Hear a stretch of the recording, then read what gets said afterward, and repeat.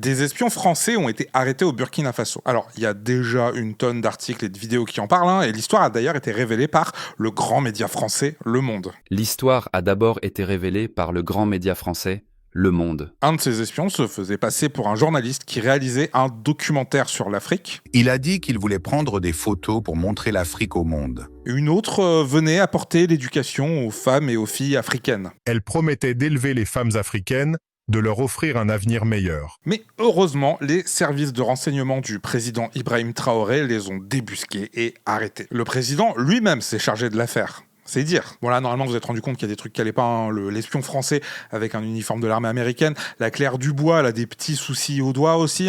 Puis bon, toutes ces vidéos-là, elles sont racontées par une voix générée dégueulasse et ultra générique. Pourtant, il y a de quoi avoir des soupçons. L'année d'avant, en 2024, les renseignements burkinabés avaient déjà arrêté 4 espions français. Alors, faut savoir que les relations entre la France et le Burkina Faso, elles sont un tout petit peu tendu depuis l'arrivée au pouvoir du président Traoré en 2022, via un coup d'État.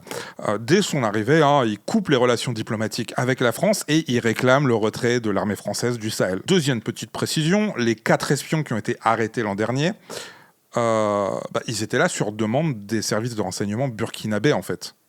Parce que les relations diplomatiques entre les deux pays ont effectivement été coupées, mais les services de renseignement des deux pays continuaient d'échanger et de communiquer.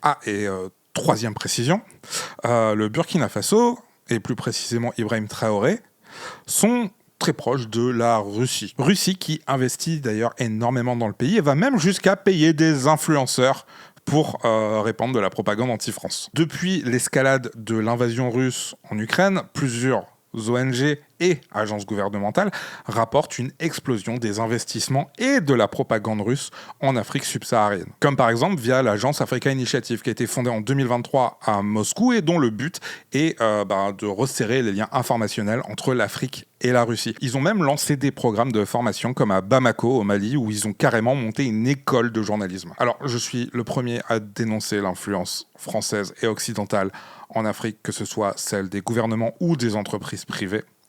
Mais remplacer une influence étrangère par une autre, ça profite jamais au premier concerné.